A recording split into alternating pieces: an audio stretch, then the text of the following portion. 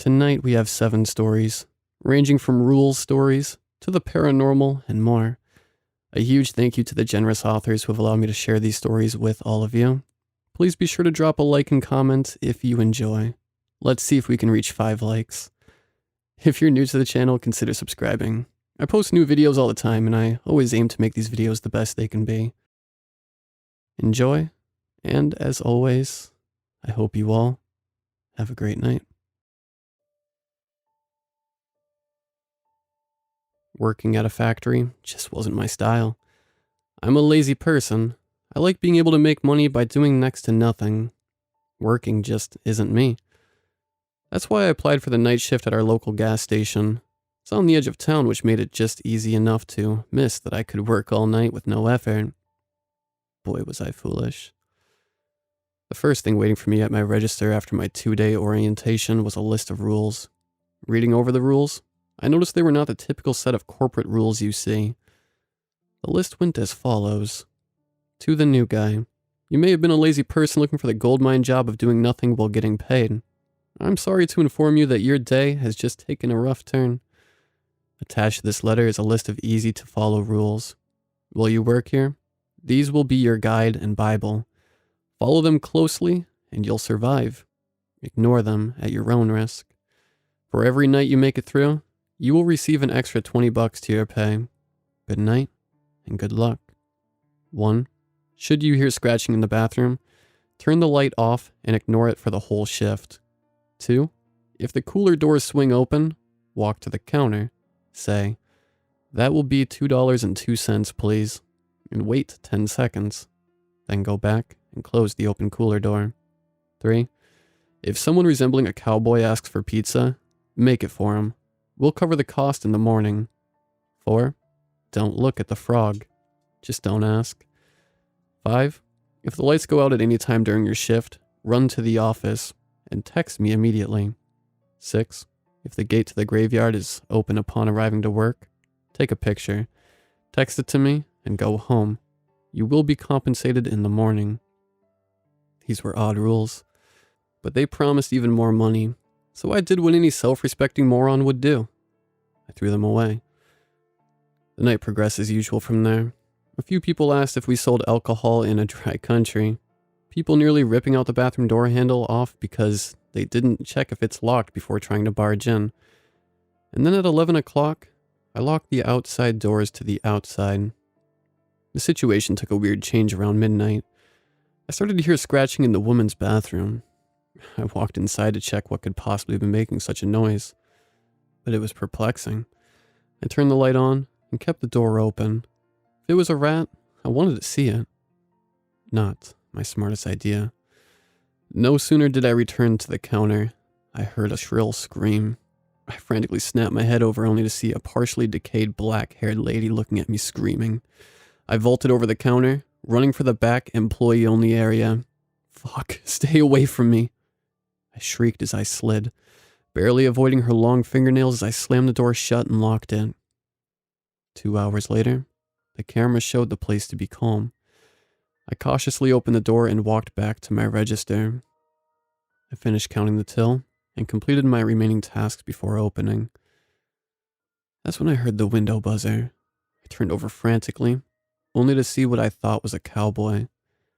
"I'll take the nicest pizza you got," the cowboy's son. This was something that I remembered.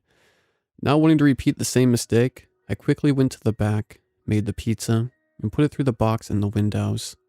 His maw quickly expanded, showing razor-sharp teeth. He devoured the pizza and box with terrifying speed. Staring at the window, I could tell in his eyes that I had made the correct decision. The rest of my shift went on. As usual, when my manager arrived, I informed her of the pizza. She seemed not to know anything about it. However, the note hadn't specified to the manager. She assumed it meant to the previous third shift worker. They also were the shift leader. She put the recipe in a tan envelope and told me to not worry about it. The next day, I arrived at work 15 minutes early. The shift leader greeted me with a smile. He told me he had taken care of the pizza and also told me they had cleaned the claw marks off the door. The manager hadn't known to look for them, so no one knew. The night opened pretty standard. The first hour before I locked the doors, nothing serious really happened. I locked the door at the regular time. As I was rolling up carpets, I noticed a few of the cooler doors were opening and closing. Not thinking much of it, I assumed the cold air was just building up pressure. After I finished up, I saw the door by the soft drink door open up wide. Assuming it would sort itself out, I went to work fixing the cappuccino machine for the morning, filling the power and getting it ready for washing, when suddenly, I heard a thundering slam on the counter. An ethereal voice called out, "Can I get some service, or must I wait all night?" Well, I just broke rule 2, thought. Knowing I didn't have much time, I sprinted to the counter, sliding into my usual place and frantically typing on the register. "That would be $2.02, I said. Silence for a short while. I thought I had redeemed the conversation. While preparing for the 10-second count, a voice in me told me it wasn't going to be that easy. My suspicion was confirmed when the voice again boomed through the store. "Not tonight, it won't be. Your lack of service will cost you dearly." Seeing the form shift into view was all it took to convince my limbs to move. I sprinted from the counter, vaulting over a small shelf and sliding across the floor as I made it into the office.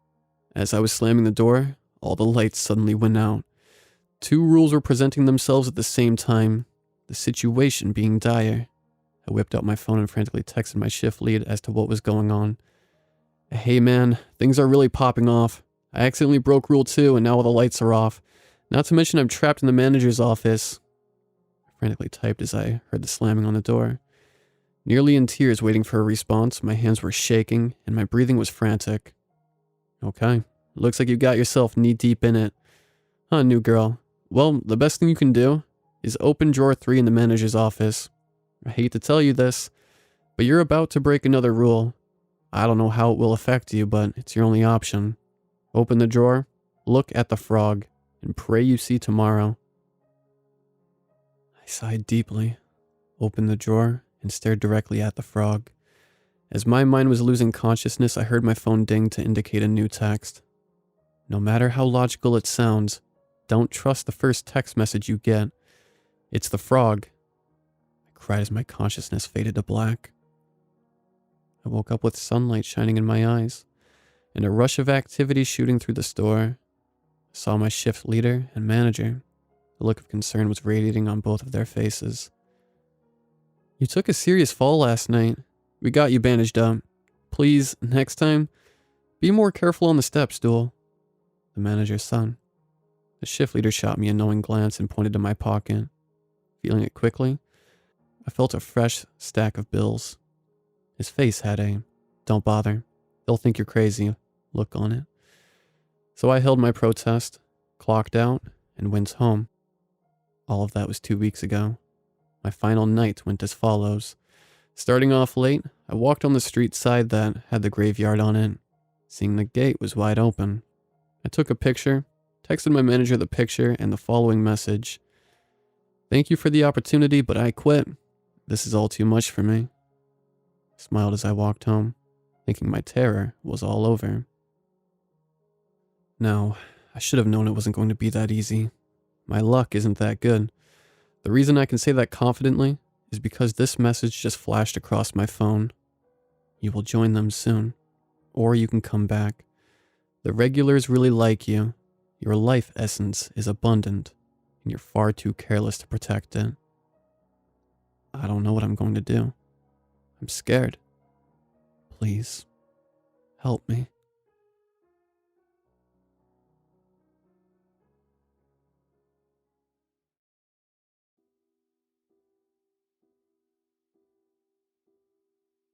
Every town has its own creepy or haunted house.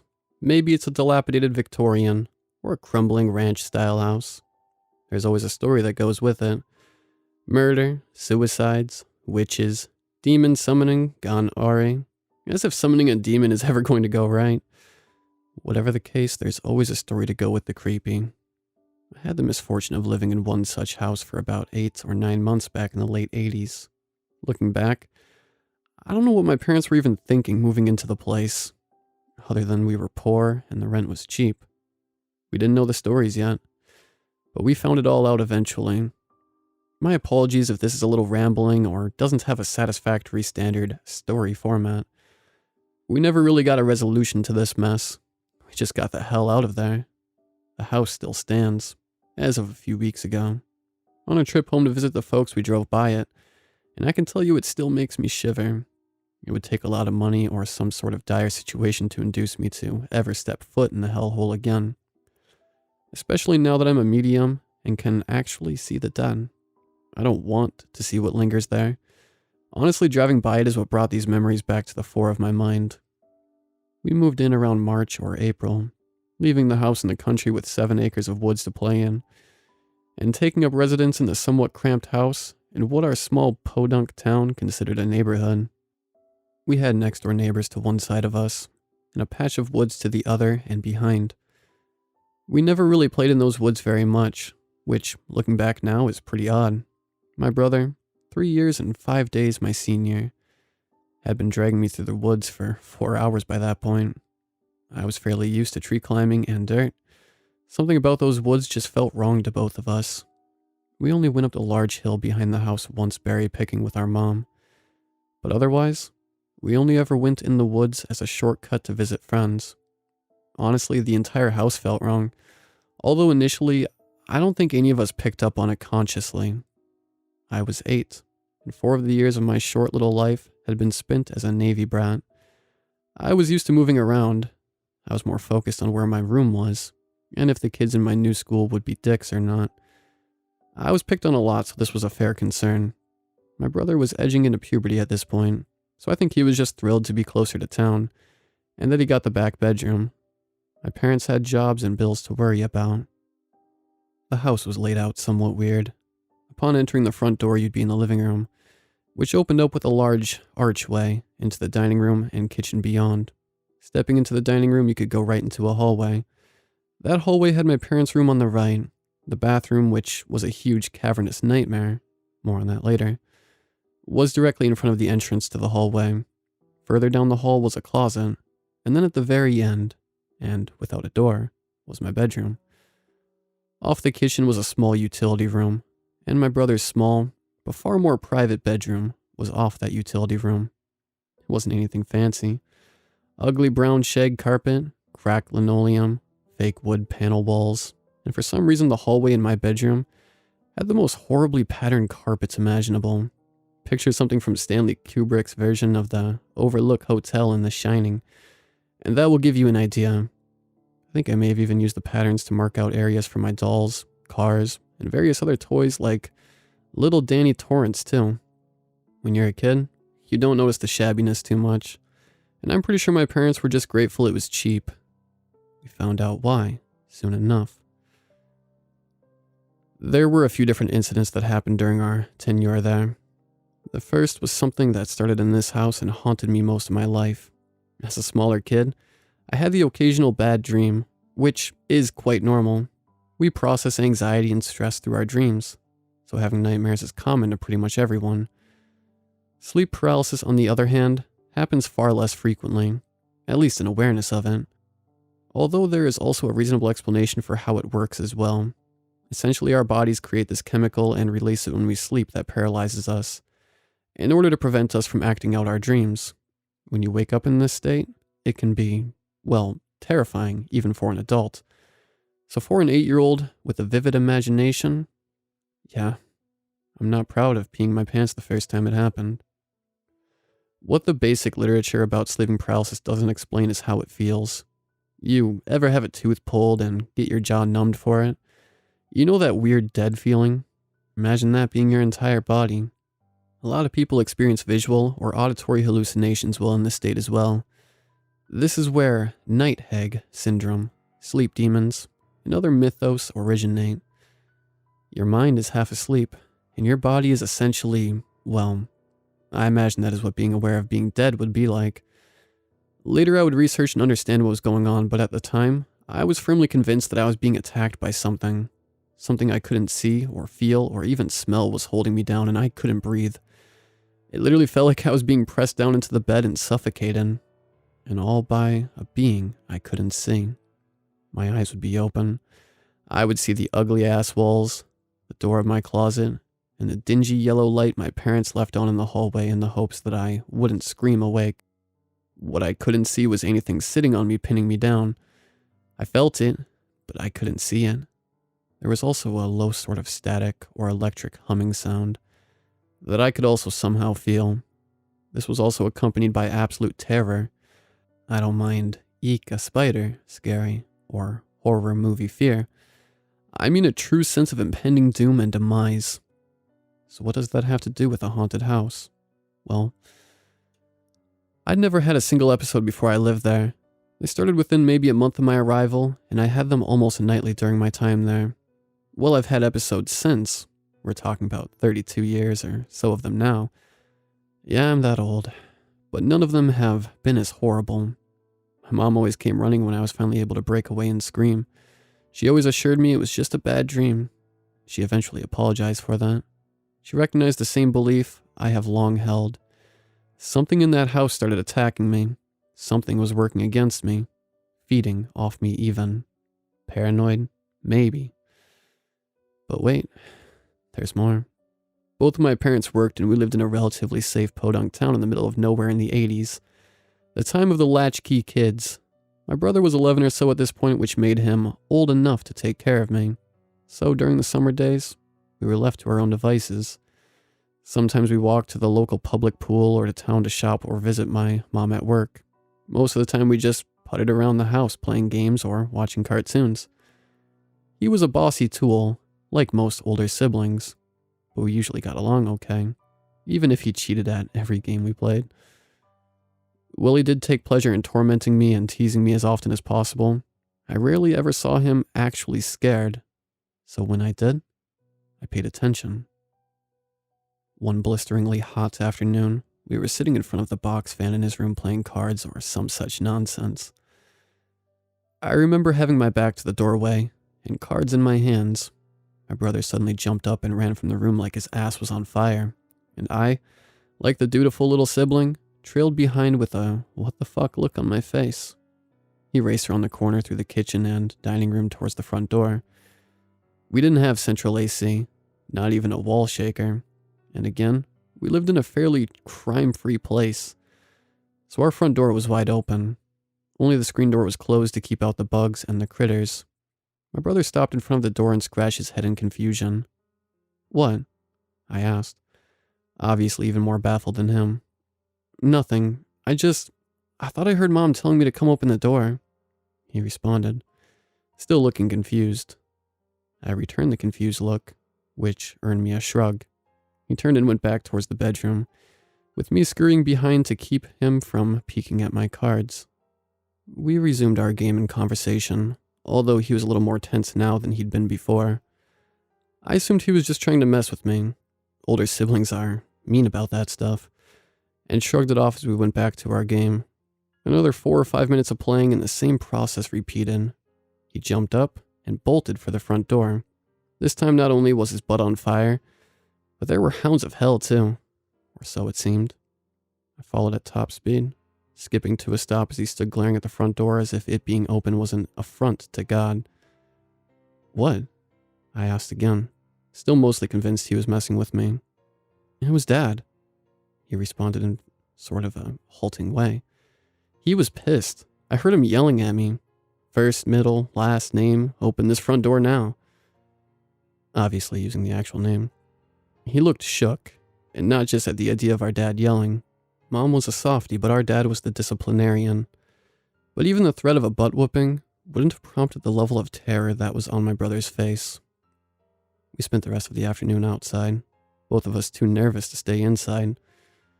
We didn't really talk about this after, at least not for a while. I think he was maybe embarrassed for being scared or didn't want to frighten me more. I just didn't want to ask him about it. I was already living in fear thanks to whatever was attacking me at night. I didn't need that fear during the day too. We sort of just agreed without speaking it aloud not to speak about it. Thinking back, I believe this was when we started spending more time walking the road nearby, visiting friends' houses, going to the pool, and so on. My brother is Christian, and he eventually revealed that he truly believed it was the devil messing with him. I'm pagan myself, so the devil, probably wasn't to blame in my opinion, but something was definitely messing with us that day. Whatever that something was, it wanted our attention. I'd call BS on my brother and assume he was messing with me, but the look of fear on his face was stuck with me, even after all these years. The only other time I really remember seeing him look that scared, outside of during our tenure in that vile house, was when he was 15 and shot himself in the leg with a pump BB gun. After 50 pumps. Remember when I mentioned the bathroom earlier? Yeah, so the bathroom was probably one of the most terrifying parts of the house. It was actually fairly nice for a cheap rental house. It was quite large with a double vanity sink that had a huge mirror running the length of the countertop. The toilet was, well, just a normal toilet. The bathtub, though, that was weird. The tub was set into the wooden insert, with painted walls above. What was strange was that the wooden insert didn't entirely fit the cubby where the tub was.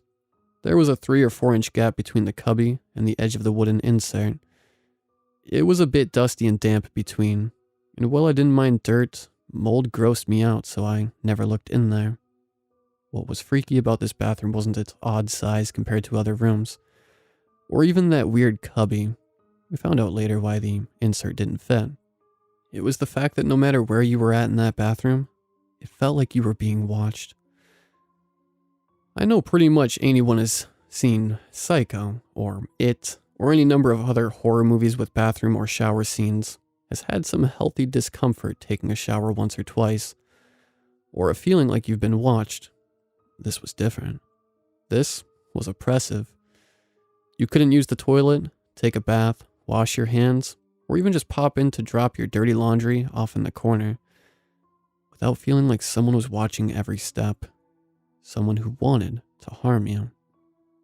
Fast forward a few months. We moved out in September, or maybe early October of that same year. I don't recall exactly. I just remember it wasn't really cold yet, but the leaves were turning and falling in a blanket that covered the driveway.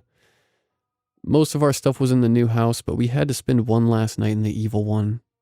We all 4 piled our mattresses in the living room area, as our bed frames were at the new house waiting to be put together. I was small enough that I thought it was pretty cool, and to be honest, I was relieved that I wasn't facing that last night in the house alone. I don't really know what prompted it, who started the conversation or anything. Honestly, I don't even remember all the details now, unfortunately. What I do remember is that all 4 of us started spilling our guts collectively about the oppressive nature of the house. My mom had suffered severe nightmares as well, though without the sleep paralysis element I endured. My dad had seen and heard things at various points. My brother and I had both heard things and felt a presence. In general, we all just felt as if something was there, watching us, hating us, wanting to hurt us somehow. The next day we finished packing up and left, never to return. It was as my mom was loading the last of it into the back of my grandpa's truck that our next door neighbors wandered over. They wished us well, of course, and then, my mom found out the truth, which she later shared with us. You see, the story goes. Some years before we moved into the house, I'd guess a decade or 2 maybe, there had been a murder in that house. Murder wasn't exactly common in that little hick town, but it did happen. 9 times out of 10, it was either a fight gone too far, or some variant of domestic violence. Ask anybody who lived in a small town before meth was the drug of choice for those lot. They'd say the same. I suppose this murder could have been counted as a domestic, seeing as the man did kill his wife. If he'd beat her to death, stabbed, or shot her in the reflex moment of drunken rage, it probably wouldn't have been noted after a few years had passed. No, this guy, he decided vehicular homicide might be fun for a minute. He ran her over in the driveway. I'm hoping she was dead by then, but nobody will ever know for sure. You see, he didn't just leave it at that. No, this guy had a sick streak. He picked her up and carried her inside and into the bathroom. He put her body in the bathtub and, well, Mom didn't elaborate since I was still fairly young. I know she was mutilated, but I don't know the details. Honestly, I really don't want to. Like I said, I just hope she was dead before he got her up and in that tub. It explains why the tub insert didn't fit the cubby. It was a replacement, and a crappy half-assed one at that. The other problem with a small town back in the day, is if you know the right people and can grease the right palms, things have a way of getting misplaced.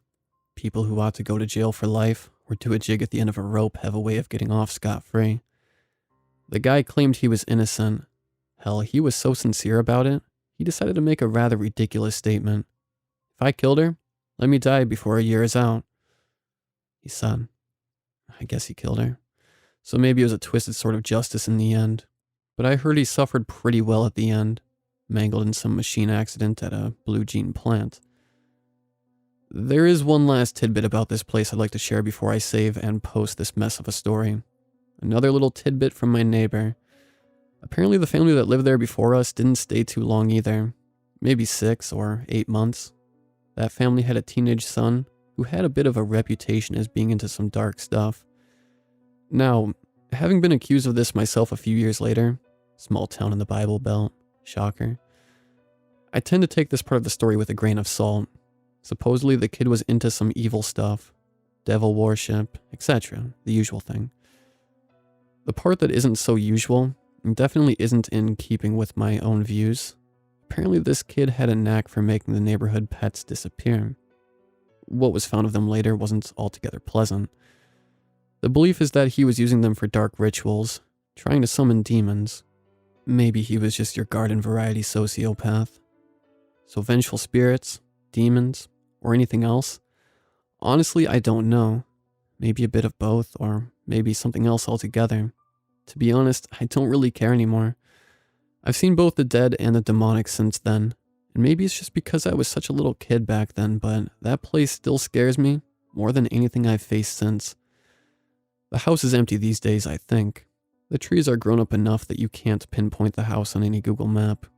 All I could see as we drove by was the driveway and some trees.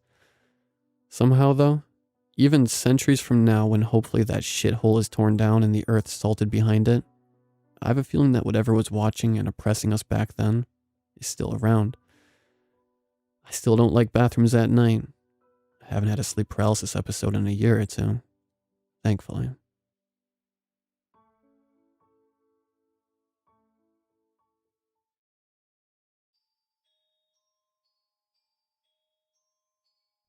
My name is Jason, and I live in a small town in the middle of Utah.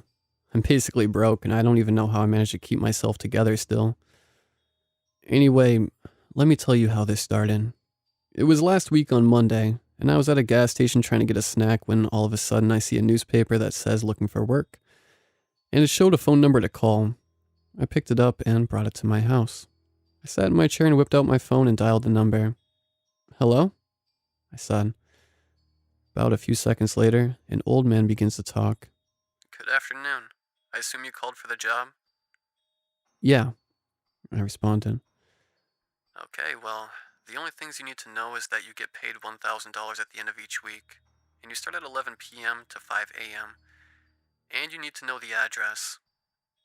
Wait, did he just say $1,000 a week for working at a convenience store? I'm not going to complain, so I just asked for the address and I wrote it down. A few seconds later, he hung up. For some reason, something didn't feel right.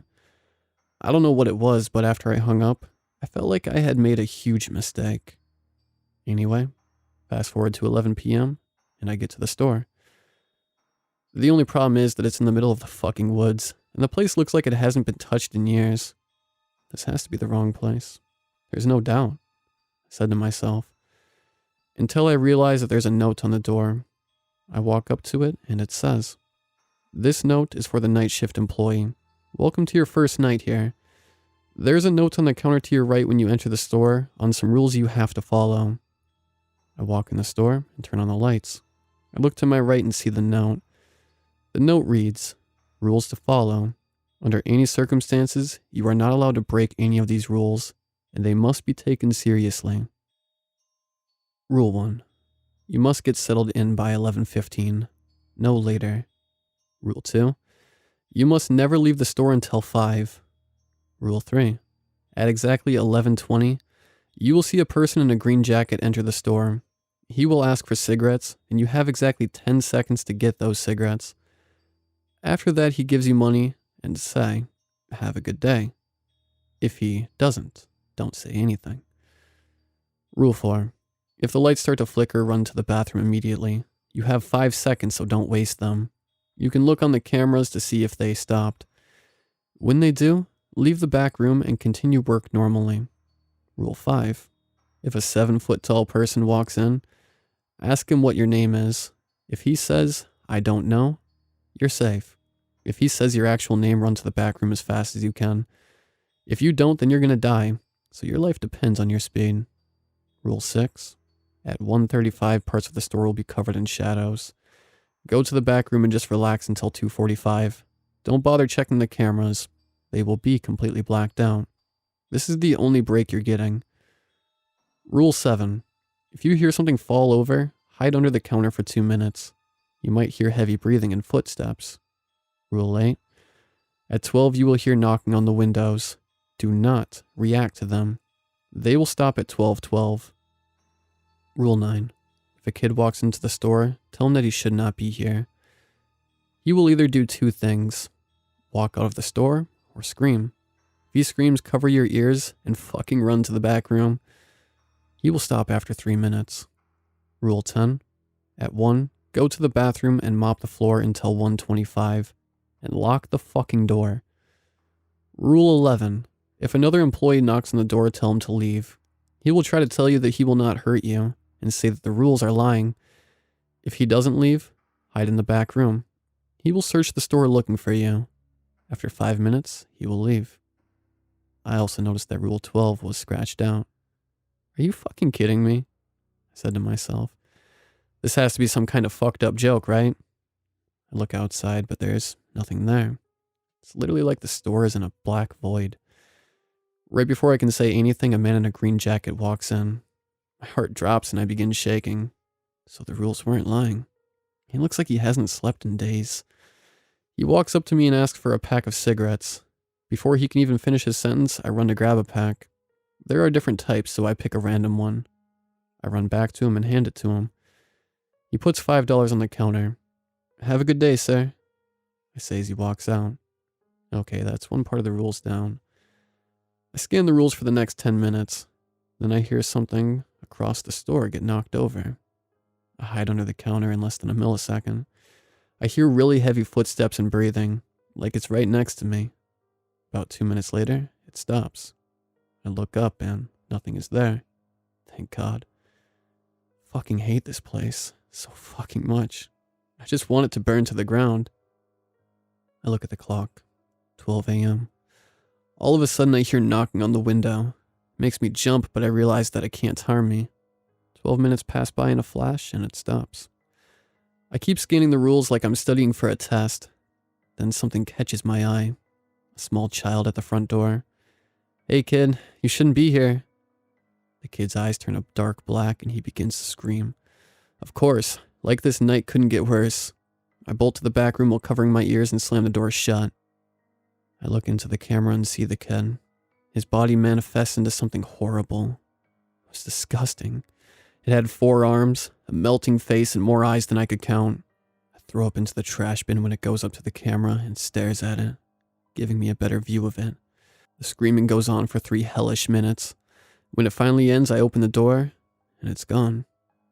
I go back to the counter and just stand there, which feels like for years. When I get out of here, I'm going to the police. I said, this place is from the bottom pits of hell, and it needs to be fucking burned. I look at the clock and it shows 12:58. It's almost 1. I need to get ready to mop the bathroom. I make a timer on my phone, grab a mop, go to the bathroom, and lock the door. I can hear faint footsteps, but I keep mopping. Eventually the timer goes off and I leave. In just 10 minutes, the store begins to be consumed by shadows. I go to the back room and lock the room. I sit on my phone that's at 4%. It's already 2:10 and I'm bored out of my mind. Until I notice a note under a table. It reads, Rule 12. At 3 a.m., a group of people will walk in, grab the gun taped to the bottom of the table, shoot all the people. What the hell? I grab the gun. I look at the clock and it shows 2:45. I get up with the gun in my hand and leave the room. As soon as I get out, I see a 7-foot man at the entrance. You have to be kidding me. I walk up to the counter and ask him if he knows my name. There's a brief pause and he says Jason.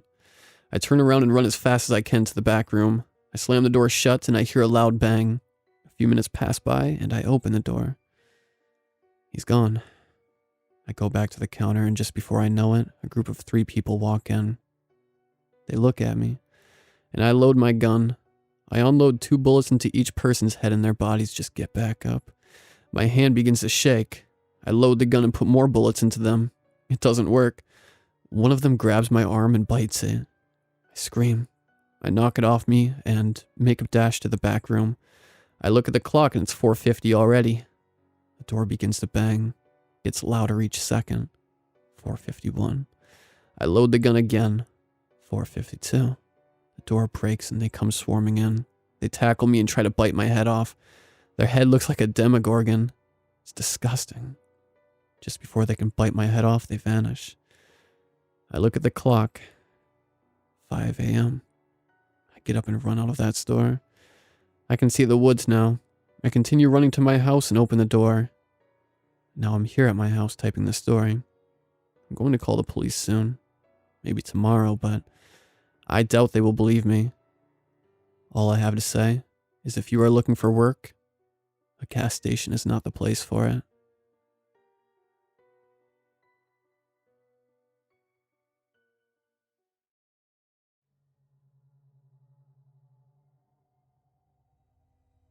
The other night I was driving through the town square and I noticed something. There's a store that I have never seen close.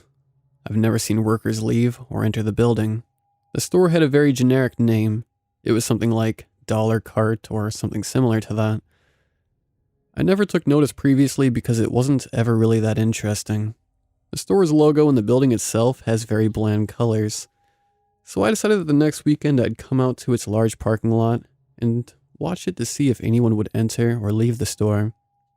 I arrived in the parking lot early morning at around 6 a.m. and I stayed watching it like a hawk till 10 p.m. at night. The workers' cars were there when I got there. No one entered or exited the building, so I left to go home, and I decided that I would continue to investigate this odd store the next day. The next day I drove up there and decided, maybe they have some Slim Jims or chips I can munch on.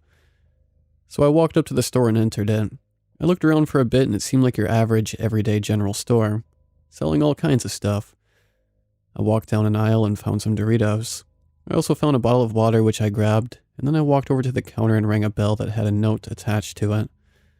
Ring for cashiers. I waited a few minutes and no one showed up, so I rang the bell again. After waiting 10 minutes I decided screw this, and left everything I was going to buy on the counter and walked out back to my car. I decided I'd visit the other store across the street and see if I can buy anything from them. I went in and found some snacks and walked up to the counter. The cashier looked at me, and this was our conversation. Cashier, so how's it going? Me, I'm doing good. You? I'm okay. Hey, do you know anything about that store across the street?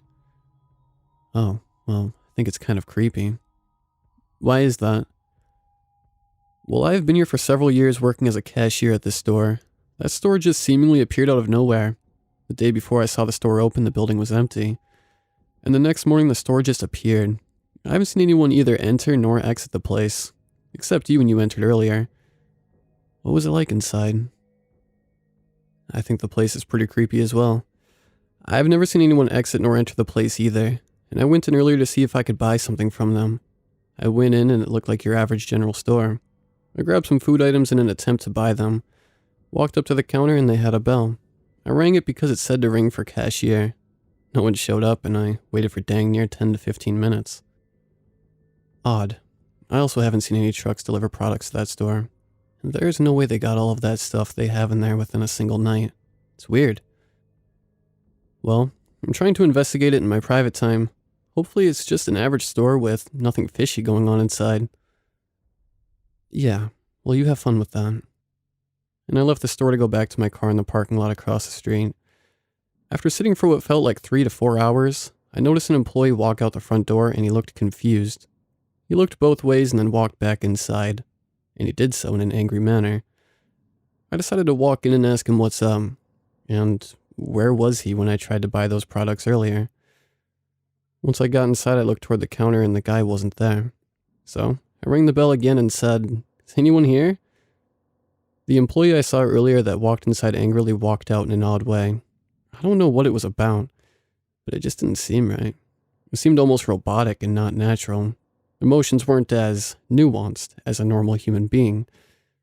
He walked up to the counter and smiled, then said, "Welcome, customer, to our store. How may I assist you today?" And the way that he said it was definitely odd.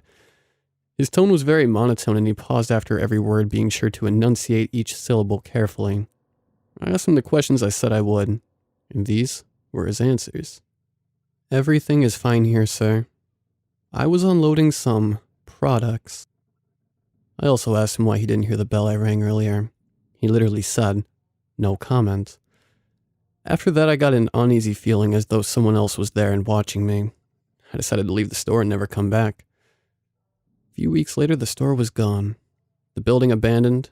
Listen, I don't know what was happening in there or what the cashier meant by, "I was unloading some products," but I am 100% sure I will never visit a store like that again. That guy gave me the creeps, and how he emphasized the words "some" and "products" threw immediate red flags. I could just be paranoid, but who knows? If you see a random store that appears seemingly overnight, I would advise you to not enter it or buy its products.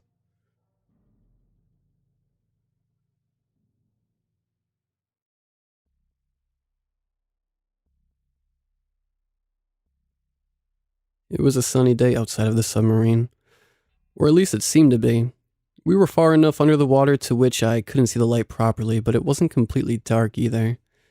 It had a foggy night vibe to it. I liked it. It wasn't dark enough for me to be scared, and it wasn't deep enough for nightmare creatures to creep out. We didn't have to have our lights on yet. We were descending deeper and deeper, and it was making me more and more anxious. I wasn't totally sure why they decided to bring me down here. I just cleaned up the submarine, and it wasn't like they really needed a janitor for this job. They were just going down to look at the ocean floor. A job not needed at the moment, but it would still answer questions. I could tell some of the others on board were getting anxious too. One of them was even shaking. I think he was the one who never got out of being afraid of the dark. That should have put him very far away from being qualified to be on this mission, but I think they just liked to mess with him. Kind of felt bad for him, but it wasn't my business, nor my problem. We kept getting deeper. The submarine made little popping and creaking noises under the pressure of the water. It kept getting darker and darker, and I couldn't see the light at this point. Also, the guy that was shaking earlier was taken away from the little window. We had turned on our lights for a bit to see some fish, but turned it off just as quickly. We saw an anglerfish, which is pretty cool, but I don't want to look at one ever again. I don't even know if we were deep enough to find one, but I guess I lost track of time. At this point, asking to go back because I was scared of the darkness was a distant dream. It's not like I would have done it anyway, but the thought was there. It wasn't too bad under the depths, but the empty void just a few inches of metal away was getting to me. Possibly in more ways than one. I heard the popping and creaking of the submarine stop. Right before I felt and heard a big jolt and the sound of a cracking window. There were only 2 windows on the submarine, and the first one was the biggest and the strongest. So I knew it had to be the second one right next to me. I felt the frigid water rush up and push me over right before it stopped flowing. The submarine had a machine that would close off the window if it broke, that I had forgot about, and someone activated it.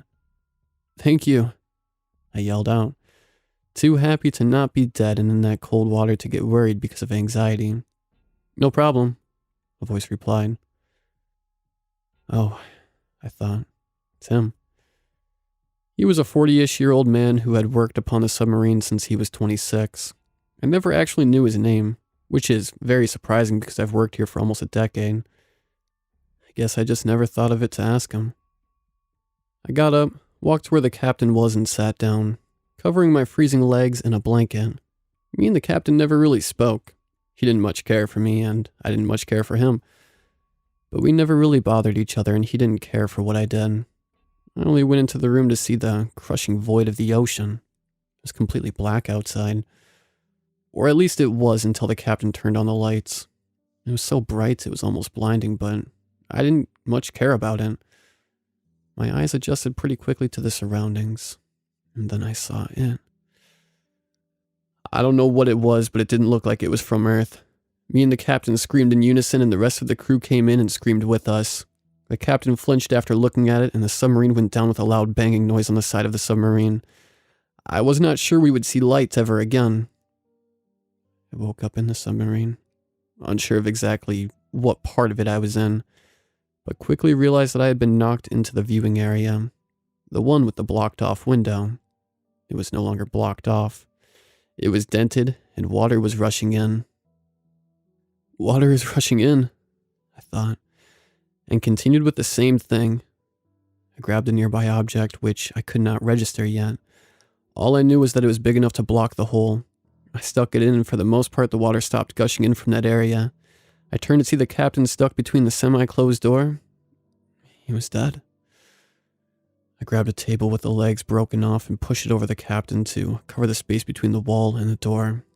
Now I was completely blocked off. I then noticed a huge dent in the submarine wall. That creature definitely made it. The creaking and popping was louder this time, which added to the "I'm too scared to do anything" vibe. The lights of the vessel were still on, although flickering. Through tiny holes in the door, I could see that the giant window was cracked open. Actually, it wasn't there. We had crashed into a rock, and I guess that was what thankfully pushed me into the other room. It did give me a lot of pain, though. Not sure if I should be grateful. I didn't die, but now I'm stuck down here for what will probably be the final week and a half of my life. I, regretting ever agreeing to this job. Dear Lord, I wish I just said no like the previous janitor did. Got cut off from the job for saying no. But losing my job would be the least of my worries if I knew what would happen down here.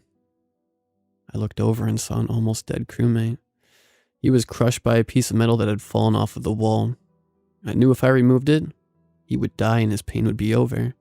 But he was saying something. "Get the suit," he yelled. "There's a station, but be cautious. It's very risky. Now please, kill me," he said as I ripped the metal off of him, and he flopped his head down on the floor. I can't believe I just did that, I thought, kind of disgusted at what I just did. I slipped on the suit and looked for an exit. I guess I had to go for the door without being crushed by it. Thought about the probability of being crushed by it for a bit, then went to the door and pushed it, and to my surprise it opened. "That simple?" I said aloud. Then, thinking I was crazy for talking to myself deep down in the depths of the ocean in this semi-crushed hunk of metal on the ocean floor, I ran through the door and the water rushed in. I struggled to walk through the water. It was shoving and pushing me around when I took a step, but I eventually got used to it. I stepped off the submarine and was greeted with a 10-foot drop. How lovely. I didn't know what to do when I fell, so I just stood still and eventually hit the ocean floor again. I saw something in the distance. Had to be close for me to see it this deep down. I continued walking. I finally made it there. My suit did crack though, and a little water got in my mouth. Of course I wasn't that worried because I made it there. I'll continue updating this when I find something interesting. Well, I figured it out. This place is run down. I'm not supposed to be here. My chest hurts. There's dead bodies everywhere, and the communications area is broken. I guess I'll lay down on the floor and complain about my chest pain. It's been like 30 minutes and I didn't lay down, but I figured it out again. I'm infected with something. All of these people have holes in the chest, and there is some type of worm in the corner of the room. Not that big, but still big enough to be somewhat worrying. I guess whatever infected me is gonna burst out of my chest like something from Alien. Amazing. I can feel it. The pressure is building up. It's like something is stretching and breaking my ribs. I've been crying in pain for the last few minutes. I think it's broken a few bones by now. My skin is about to break, and to whoever is investigating this, put it somewhere where other people can see it. Don't go into the ocean. Don't go near the ocean. Please just don't. I hope this doesn't spread.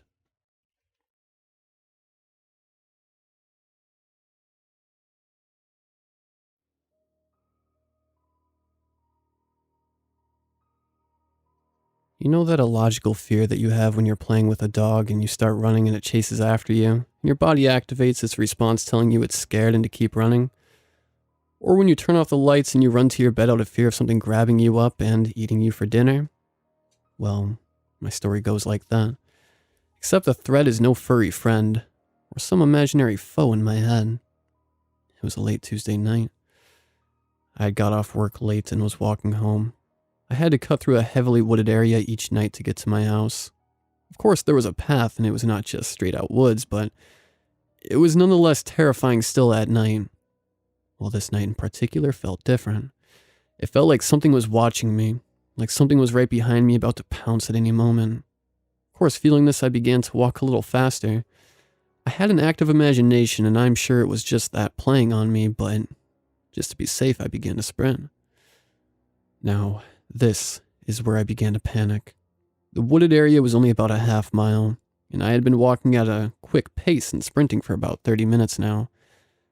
Thought to myself, am I lost? Am I going in a circle? I decided to stop despite feeling utterly terrified and mark a tree with a Sharpie I had picked up from the office earlier. Its bright yellow fluorescent ink showed up gray.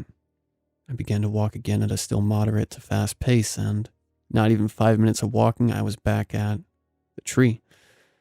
I tried again, making sure I walked straight, and back at the tree I was.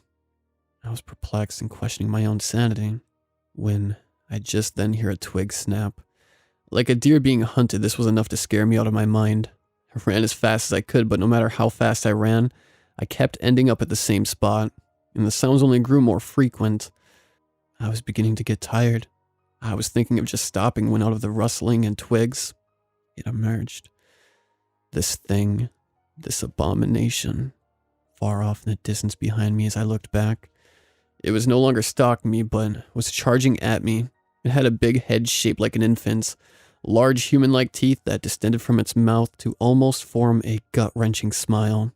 Its flesh was pale and its eyes were not eyes. They were only holes. Gaping black holes. It had a short, fat body, but despite this, had intense speed. I ran and ran, only to be dragged back to the same spot as before. Each time it got closer and closer until I could not escape any longer. I gave up and closed my eyes as if it was in front of me, preparing myself for what was about to happen. I felt its hot breath, and the sound of its jaw snapping and distorting as it let out a deep scream. I felt the heat around my head and neck from its large, horrible mouth. And then, nothing. The cool forest air was back in my lungs. I was alive. I opened my eyes and it was gone. I was shaking, my whole body riddled with adrenaline, then gave it one more shot, and to try and run again, and there I was at the end of the woods. I was crying with joy as I made it out with my life. I don't know what that thing was, or why it was chasing me, but I will never set a foot in the woods again.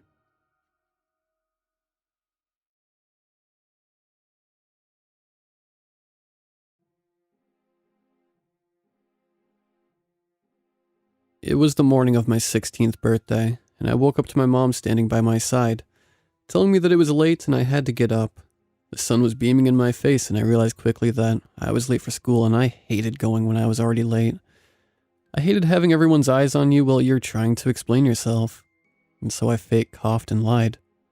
I'm not feeling so good. I turned off your alarm, dear, and I have already called you in sick. You did?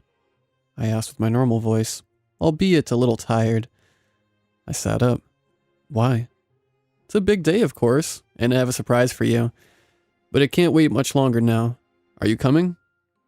Sure, I said and got out of bed. All I wanted was to sleep just a little bit more, but I knew better than to argue with my mom. First, we have to get you ready. I'll help you with your hair and makeup and... Where are we going? I asked. And could you put on that beautiful black dress I bought you, dear? She asked, ignoring my question. She helped me get ready for whatever it was she had planned, and she wouldn't even let me go to the bathroom without a blindfold. Once we were done, she looked a little nervous. She didn't put on my blindfold again because she didn't want to ruin my makeup, but she did ask me to close my eyes while she was leading me out of my bedroom. I did as she asked me to. When we came into the living room, I could feel the temperature drop and everything just seemed darker. It's hard to explain, but it felt as if someone was watching me and keeping my eyes closed was hard. I wanted to know what was going on, and honestly, I was a little scared. It was just the feeling I had that something wasn't quite right. Why is it so cold? I didn't mean for it to come out as a whisper, but it did, and my mom just chuckled. Don't worry about it, dear. The surprise requires it, she said. Just keep your eyes closed and we'll be there soon. Where is it? I asked. But I soon got my answer, without her having to say anything else. She opened a door in front of us and we began walking down some stairs. I realized quickly that we were going to the basement, because it was the only part of our house that had stairs. I stopped and I opened my eyes. I had never been allowed down into the basement before. When I was just a little girl, I tried to go down there once, but my mom scared me half to death. And after that, I had never even dared trying again. I think I must have developed some kind of fear for the place. I just couldn't take it. So I turned around and stared wide-eyed at my mom. Why are we going down there? I asked, and couldn't control my voice from shaking a little. It's okay, dear. My mom said calmly and carefully put her hand over my eyes. It's just the basement. That is where your surprise is. Don't you trust me? Her voice was breaking a little. She did her usual overdramatic thing, where she pretended to be hurt by something I had said, and it always worked. Of course I do, I said, and that was true. But I didn't want to go down there. My heart was racing and the goosebumps I had didn't come from just the cold temperature. I just don't like the basement. Please. It's okay, my mom said, and turned me around again. She continued holding her hand in front of my eyes, and she gently pushed forward. I swallowed and I reluctantly walked down the stairs, while telling myself that everything was fine, even though I didn't quite believe that, and I hated that I was right. Once we were down in the basement, I could feel cold and hard hands grabbing at my wrists. Well, my mom chuckled again. She let go of me, and I opened my eyes to a room filled with life-size porcelain dolls. I recognized every single one of them. They were bigger now, but there was no doubt that these were the same dolls I had seen every day standing on every table, every cupboard, and every shelf in our house, except for in my room. What the hell? I asked and looked around the room in shock. I couldn't believe what I was seeing, and I didn't even struggle when I got pushed down in a chair and one of the dolls tied my wrists together. It was as if I had frozen, unable to move and unable to think clearly. I watched my mom walk over to the other side of the room where she picked up a syringe. Was this a dream? Was this a prank meant to scare me for some reason? Were these dolls just people, dressed as the porcelain dolls that my mom knew I had never been that fond of? But I couldn't believe that. It seemed too real. I took a deep breath, ready to scream as everything that was going on finally caught up with me. I didn't understand it, but I knew that something terrible was going on. Unless it was just a horrible prank after all. But the doll that had tied my wrists together put her hand over my mouth. Be quiet. I want to help you, she whispered in my ear. I didn't know that a voice could possibly sound so empty. No one will hear if you scream. I tried that. My twin sister tried that. I stopped when she threatened us, but my sister didn't, and she got disposed of. Believe me, you don't want to know what that means. I am your only chance, and I will help you if you promise to let me come with you. Confused and too scared to do anything else, I nodded and she removed her hand from my mouth. On the other side of the room, my mom was filling the syringe with some kind of liquid from a pot. She turned around and smiled at me. Happy birthday, my little doll, she exclaimed, and I shuddered. My little doll was something she always called me when I was a little kid, and I always hated that. She hadn't called me that in years, though, because I asked her not to do that anymore when I was 12. Surprisingly, she had actually respected that. You will finally become a true part of the family, and you're being such a good little girl. She took a couple steps closer to me as she proudly looked around on the dolls that were standing in the room. Her family. Distractor. The helpful doll whispered before she walked away a bit. Why are you doing this? I I asked with a hoarse voice while I watched the doll walk over to the liquid my mom had filled a syringe with just moments earlier. My mom laughed. When I was a young woman, only 20 years old, but oh, that was such a long time ago now, my dear. I had a son of my own, but he was taken away from me. On his 17th birthday, he died. That day, I swore to rescue as many children as I ever could, and... Where do the kids come from? I asked. Where did I come from? None of that matters now, my dear. She smiled and raised the hand she held the syringe with as she grabbed my arm with the other hand. Please, I begged. Mother, the helpful doll said. I'd watched her take a bottle from the shelf and pour something in the pot with the liquid, while everyone else had their eyes on me. Isn't this what you used when you disposed of the misbehaving one? My mom turned around and quickly walked over to her. Let me see that, she said as she yanked the small bottle out of the doll's hand. Are you sure this was mixed in there? She said, and stared straight at the doll. I was too familiar with that particular stare. It felt as if she was staring right into your soul. It made me shiver just to think about it, and I tried to sink deeper into the chair. I don't know, Mother, the doll said with her empty voice. I was going to clean some things up, and I recognized the bottle from when you disposed of the misbehaving one. My mom pressed her lips together and slammed the filled syringe down on the table. Okay, a slight change of plans, she said, clearly annoyed. You have done nothing wrong, my little doll, she said and looked at me, and I cannot risk that this has been accidentally contaminated. You do not deserve that, but it will unfortunately take a couple of hours before the new mixture is done. She sighed and turned to the doll. And you.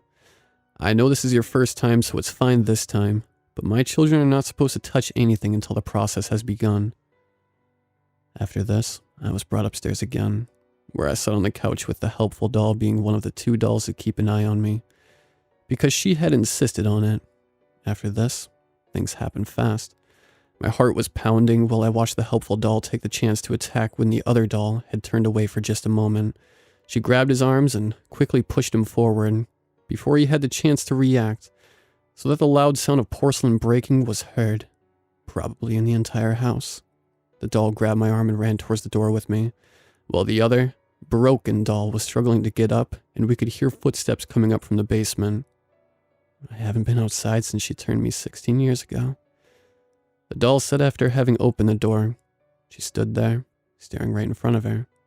We have to go, I said, and saw in fear how the handle to the basement door was pressed down. Now, she listened to me, and we ran. We ran down the street, trying to get as far away as possible. How would I ever explain a talking, living, oversized porcelain doll to anyone? But it turned out that I didn't have to worry about that. The doll eventually stopped. She was out of breath and sat down on her knees. I crouched down in front of her. I promised I would take you with me, but we have to go, I whispered in panic. I don't feel so good, she whispered. I didn't know this would happen. I didn't. My name is Ashley. My sister was Samantha. Never forget us. I'm finally free, she said, right before she broke in small pieces right in front of me. For just a moment, I watched the pile of broken porcelain in front of me. I looked up and saw my mom come running after us. No dolls behind her, only her. I turned around and I ran for my life. I don't know if my mother is still collecting porcelain dolls, but at least I know why she calls them her children.